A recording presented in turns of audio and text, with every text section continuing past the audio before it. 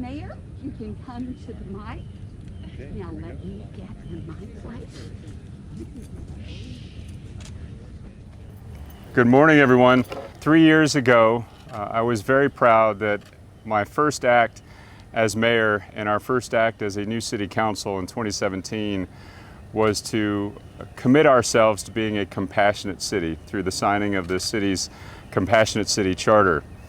It was nearly now 1 year ago, almost to the day, that the city codified its commitment to a more resilient community for the future by ratifying our Climate Action and Adaptation Plan, first ever in the city's history.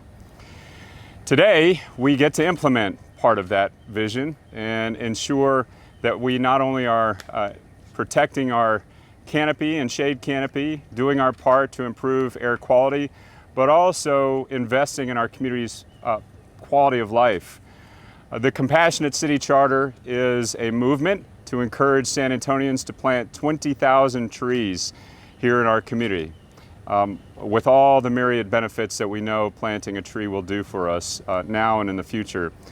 You know, in closing, I do want to leave you with the old Greek proverb that I'm sure many of you are familiar with, and that is that a society grows great when old men plant trees under whose shade they will never sit.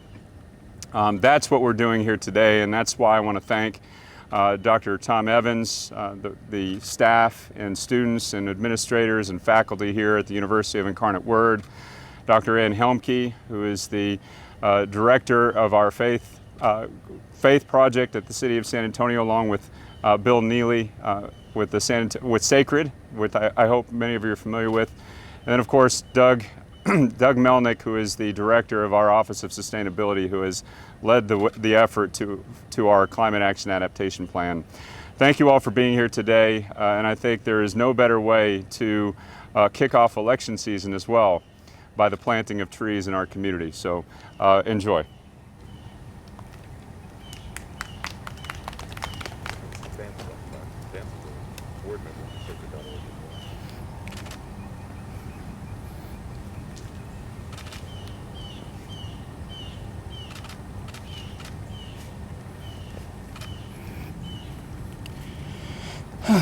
Osio friends, Ali Hilisti, Agalanchi Dawado. Good morning, friends, and welcome. My name is Agalanchi.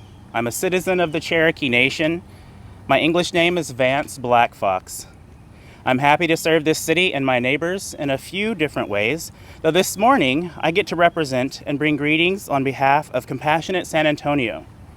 And I get to represent the faith-based initiative of the City of San Antonio, where I serve as the Indigenous theologian. Every time we gather together, it is important that we acknowledge the land that we are present on, as well as honor the people to whom the land belongs. As we gather in ceremony this morning here in this place, at the headwaters of Yanaguana, currently also known as the San Antonio River, we acknowledge that we are on the traditional land of the Coatecan and Tonkawa peoples, both past and present, honoring with gratitude the land itself and the people who lived here and cared for it for time immemorial. And we are grateful that they are now able to share this place with us. What a beautiful moment, this ceremony, to plant a new neighbor, a new relative, a new sibling, this tree, a gift to our city and back to Mother Earth, but a literal gift to ourselves, a gift that is that in a variety of faiths and cultures symbolizes life, but that also selflessly, without discrimination, literally gives us life by providing us with the air that we as humans breathe. The Creator and Mother Earth have gifted this place, Turtle Island, and the whole rest of the world with trees that have also always provided warmth by sacrificing themselves for fire, and also provided most of us shelter by becoming a part of the houses and buildings within which we live and slumber. Yes, it is one of the most selfless of our siblings, the tree. And today, at the headwaters of Yanaguana, where creation stories of our Coatecan relatives originate, we get to offer a new place to this tree, a new sibling in our midst, one that will also represent the selflessness and the compassion that we are all charged to have for all of our relatives, for all that is created, for all of our neighbors. We are, after all, a compassionate city. In many traditions, this ceremony would be a healing ceremony, this offering of new place and new life in our community. This morning, I'll be offering tobacco to the tree, to the original peoples of this land, and to the Creator, an offering of thanks and a prayer for healing for all of us gathered and for all of Mother Earth. Wado, wado, wado, wado.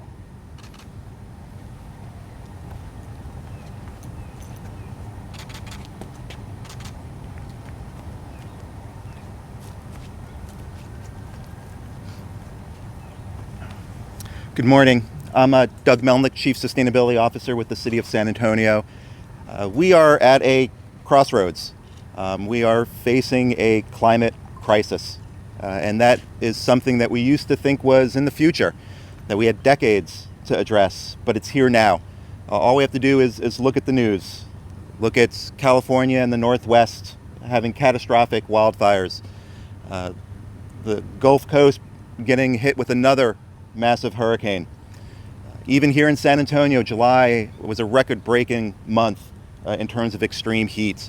And as the mayor had mentioned, the timing of this is significant. A year ago, council passed the climate plan. And this is San Antonio's commitment to taking action on climate change and doing our part. And that plan has two components. One, how do we reduce our contribution? While climate change is a global issue, the causes and impacts are at the local level. So part of the plan is we need to reduce our emissions. We need to reduce what we're contributing. The second part is we need to prepare. We know climate change is occurring. We know that it's going to impact our most vulnerable residents. And so we have the tree, the simple tree. Tree provides shade. It provides much needed respite to those people in our community, particularly in the inner cities that rely on walking, mass transit. We know that trees help with stormwater management. They pull up floodwaters and help mitigate that impact. We know that trees also provide much needed habitat in our community. And finally, trees can also provide food for many people in the form of fruit trees. So, trees also finally store carbon. If one of the things we're trying to do is reduce our emissions, trees are the natural remedy. We talk a lot about coming up with mechanical and physical means to pull carbon out. We have trees. So my hope is that today is a symbol that we are going to continue to actively and in an expeditious manner move forward with our climate change plan and continue to reforest the city, particularly in neighborhoods that are the most vulnerable to the most significant impacts of climate change. Thank you.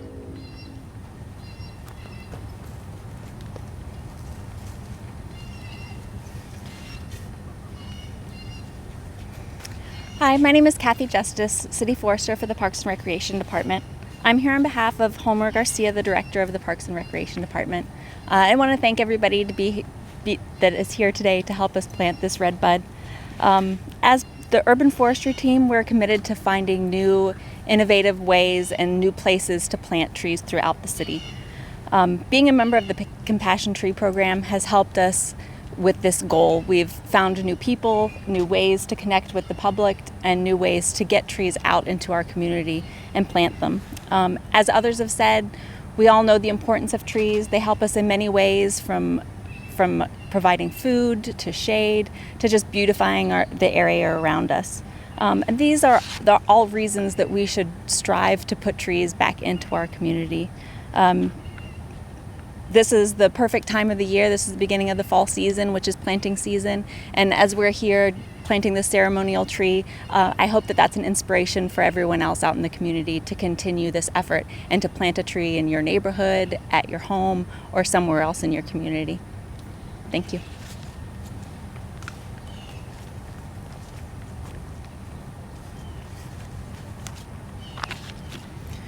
Good morning. Thank you all for joining us today. My name is Darshana Gupta and I'm a climate reality leader and a chairperson of San Antonio chapter. Climate Reality Project is founded by former Vice President Al Gore in 2006. And since then, he has trained over 31,000 climate leaders in more than 170 countries worldwide. Today is a very special day for us as it begins 24 hours of reality countdown to the future, a day of action. For 24 straight hours, Vice President Gore and his trained leaders will lead digital presentation discussion across the planet. They will explore the historic connection of climate change, COVID-19 and systemic racism that touch our lives. They will highlight how can we face these challenges and build a better future together. It is a massive community event intended to foster an urgency to act and push through actions now. With the world asking what comes next, this year we are partnering with outstanding team of TED for Countdown, turning ideas into action. Also this year, Climate Reality Project will plant a tree around the globe on behalf of each attendees of the presentation. Forests are not just trees. They provide food, water, livelihood, employment opportunities while capturing the carbon from the air. They are imperative to the global ecosystem. Locally, our San Antonio chapter is partnering with a Compassionate Tree Project to fulfill our act of leadership and commitment to make San Antonio green. So far, my team has already planted 239 trees and we are committed to do more. Finally, what do trees, bees, butterflies and climate reality have in common? Well, they are all nature's workers. So in addition to this ceremonial tree planting today, as climate conscious citizens of the world, let us vow to plant as many trees as possible in our lifetime. My special thanks to Anne Helmicki for arranging such a wonderful event and our host UIW. Thank you very much.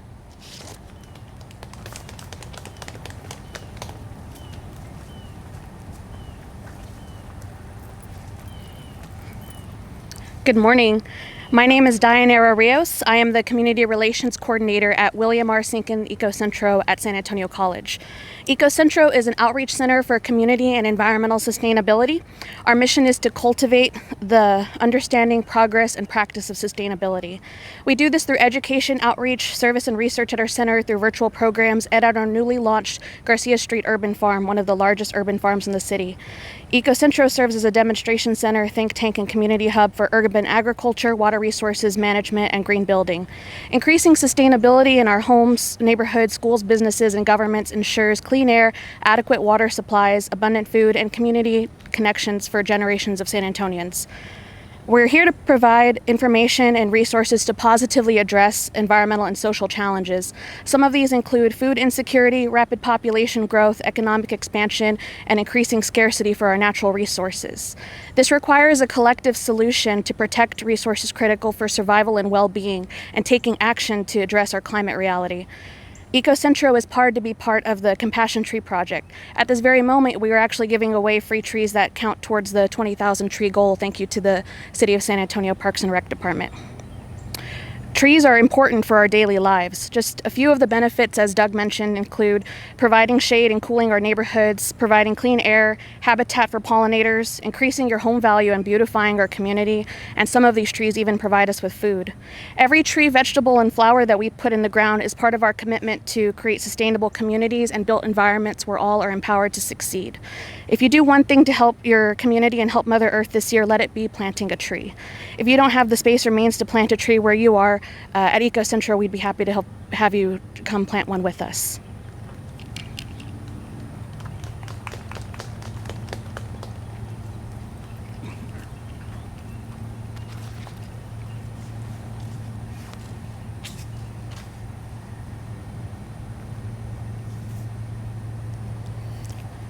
Good morning, my name is Mario Bravo. I'm the project manager for partnerships and outreach for Environmental Defense Fund. Guided by science and economics, Environmental Defense Fund finds practical and lasting solutions to the most serious environmental problems facing the planet. We have over 2.5 million members across 26 different countries and a staff of 750 scientists, economists, attorneys, policy experts, and advocates. In San Antonio, Environmental Defense Fund has been involved in efforts to reduce ozone air pollution, help develop the city's climate plan, and along with many other individuals here, we sat at the table for some of the very first meetings for the development of this compassionate tree project. In Texas, Environmental Defense Fund is currently working to facilitate the adoption of medium and heavy-duty electric vehicles and promoting the use of renewable energy to power our electric grid.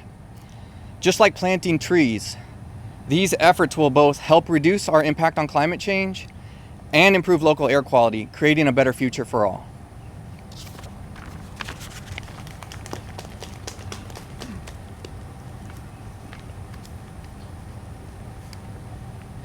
May the planting of this tree at the headwaters be a symbol of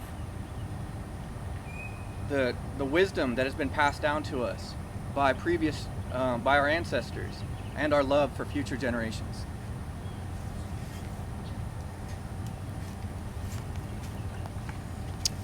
Good morning. My name is Stephen Lucky with Gardopia Gardens. We are so blessed to be here at the Headwaters Sanctuary, the University of the Incarnate Word in San Antonio, Texas. And I think we should just take a moment to reflect upon that and everything that's occurring right now in this moment in history.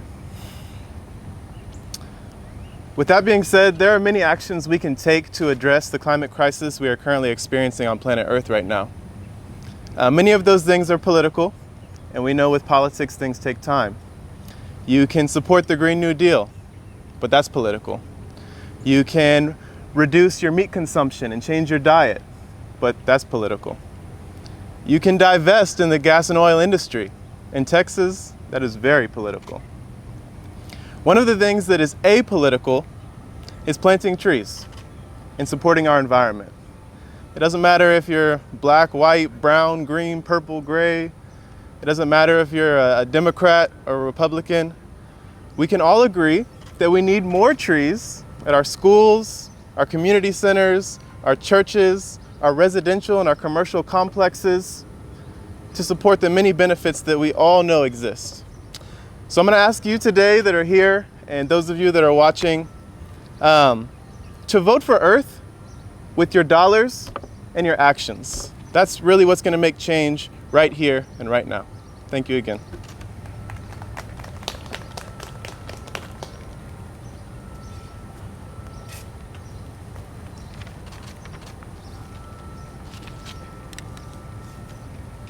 May the planting of this tree support peace here on Earth right now. I'm Dr. Sally Saeed, Secretary of the Board of Directors for Headwaters at Incarnate Word, a nonprofit earth care ministry of the Sisters of Charity of the Incarnate Word. It is responsible for a nature sanctuary of 53 acres adjacent to the UIW campus, including the Blue Hole Spring. The Blue Hole, because of its free-flowing spring, was the site of native encampments beginning 12,000 years ago, according to archaeological evidence, and native groups continue to visit the spring, which they consider sacred to this day. During Spanish colonization, beginning the early 18th century, acequias, stone-lined ditches, carried water from the Blue Hole and San Pedro Springs to the civilian community, the presidio, and the missions. After the Texas War of Secession from Mexico, ownership of the headwaters passed to the city of San Antonio, which sold the springs to City Alderman J.R. Sweet. Sweet sold the springs and adjacent land to George W. Brackenridge in 1869.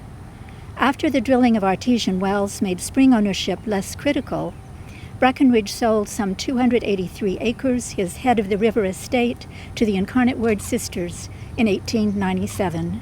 Today, the Sisters retain about 155 acres, including the campus of UIW, the retirement community, lands surrounding the Sisters' offices, chapel, and Brackenridge Villa, and the Headwaters Sanctuary.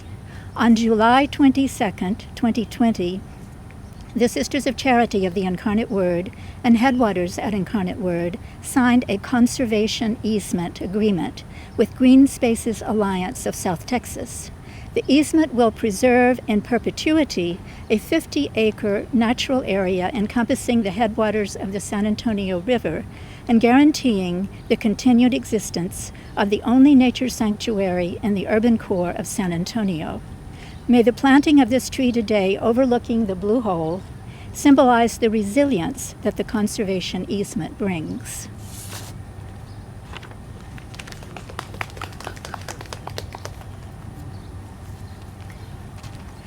I am Sister Martha Ann Kirk, a Sister of Charity of the Incarnate Word. And let us remember that in the middle of the 1800s, a tenth of the population of San Antonio was dying of plagues. At that time, the mayor sent out an urgent plea for healing, for public health care. 3 young women came from France in response to the mayor's plea, started what many of you know as Santa Rosa. Now there is a system called Christus that includes Santa Rosa. So I speak not only for the Sisters of Charity of the Incarnate Word, but our network of 47,000 people working in Chile, Colombia, Peru, Mexico, and the United States. A network in Christus Healthcare. I am a professor at the University of the Incarnate Word. Many educational branches. And so we work together as global citizens. We work together within the ministries of the Incarnate Word Sisters. I help plant this tree near the headwaters that each of us may recommit to being compassionate, to being healers, to working together for the health of our common home. As Pope Francis says, the earth is our common home. Thank you for coming.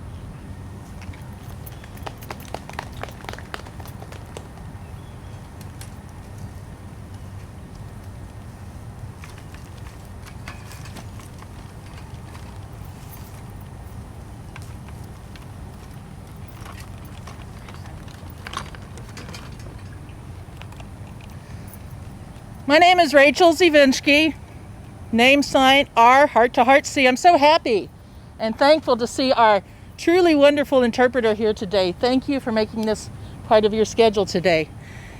Probably any of you who don't happen to read written Hebrew are wondering, what does this say? This is the original text of what we in English interpret as number 624, meaning, the Lord bless you and keep you. I'm here representing the San Antonio Interfaith Environmental Network. Let's talk about trees. Did you know that the average lifespan of a live oak is 600 years? Like many of our native plants, when you first plant them, you look at them and you say, it's not doing anything. But the reality is, those first 2 years in the ground, our perennial native plants tend to use an abundant amount of energy getting those roots into the ground. Some of our native bunch grasses grow 16 feet of roots into the ground before they ever put any growth up above ground. And that deeply rooted growth is what allows them to not only be stable and put that growth on above ground, but to weather those times of severe drought. Now, sometimes when you plant a tree, you look at it and you say, it's not thriving. Almost always, that's because we compact the soil.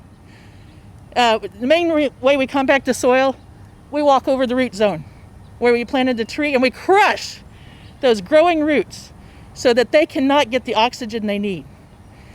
When we do that, we take all the airspace out of the soil, and when it rains, the tree can't get oxygen, and so it smothers. Now, sometimes it manages to keep growing, and then you may start noticing it die back from the tips.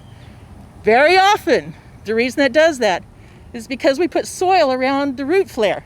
We don't want to see the top of the roots. And that smothers the tree, and you can see because it will slowly die back from the tips and take a very long death from that. The good news is if you remove the soil from the barky part of the root, it will recover. Now sometimes we see a tree actually fall over. And when we see that, we see the tree falls over, we say, the tree failed. It's usually not true. It's usually the soil that failed because we didn't put enough organic matter in the soil, or we just didn't give the tree enough room to grow. You know that the roots of a live oak tree go out like 4 to 5 times the size of the tree canopy. And they communicate with each other. They share chemicals.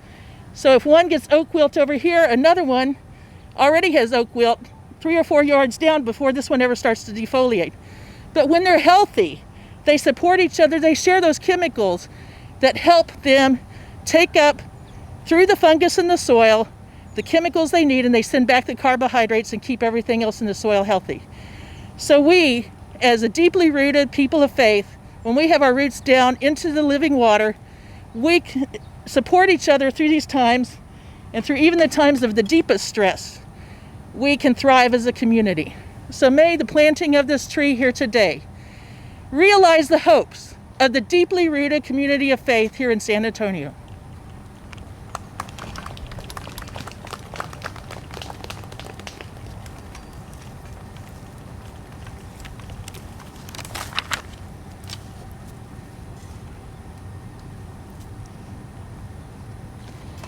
Good morning.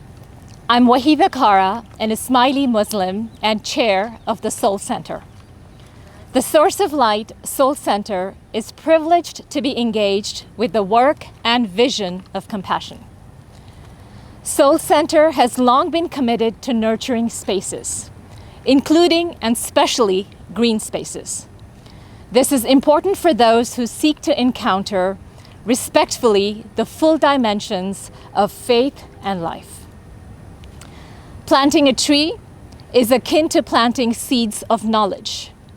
Both require nurturing soils, soils that foster growth and life. Both require fresh air for an openness to discovering the wonders of creation and of human life. Both honor the integrity and the dignity of all living beings, an honoring to which the diverse religions of the world also call us toward. Soul Center has worked with Eco Center in the past to create programs that are based on sustainability and faith. This tree planting is one of the expressions of the Soul Center's commitment to environmental ethic, to our planet, and especially to the San Antonio community. It is a privilege to be working in collaboration and partnership with so many amazing organizations represented here today. May the planting of this tree at the headwaters be a symbol of empathy, respect, and compassion in all those who encounter it. Thank you.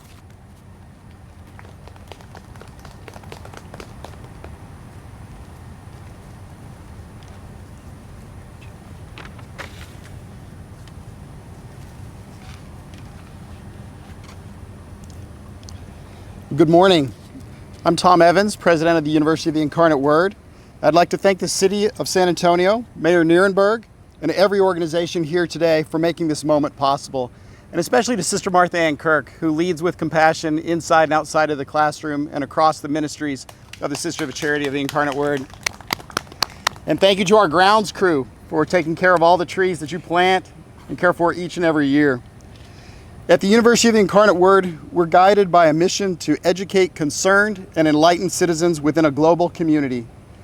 Here, young people with boundless potential discover some of the world's most pressing needs and how they can contribute to their resolution.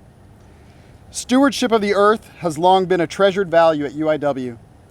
Catholic social teaching tells us that we have a responsibility to love and protect creation.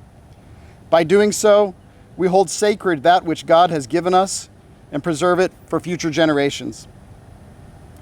Upholding and serving future generations is at the core of all we do and at the root of who we are. We at UIW are blessed to work, live, and learn closely with other ministries of the Sisters of Charity of the Incarnate Word. From my office in the Student Engagement Center, I can look out onto the Chapel of the Incarnate Word, the Village at Incarnate Word, the Headwaters, and Brackenridge Villa. Every day, students walk these historic grounds, our Incarnate Word campus, and see the work and effort made by each ministry to live our shared values, to value nature, and today, to plant a compassion tree. What better way to teach sustainability than to model it? I'm proud to have shared the stage today with leaders of so many organizations striving to do the same. I always say that though we at the University of the Incarnate Word are many parts, we are one word. Today, we've shown that while each of us here come from many different organizations and many different goals, we are truly one in our love for our city, our earth, and those who do and will inhabit it. So I ask, may the planting of this tree at the headwaters be a symbol of our dedication to the care of creation and our commitment to instilling this value in every student of the University of the Incarnate Word. Thank you all for being with us here today. Praise be the Incarnate Word.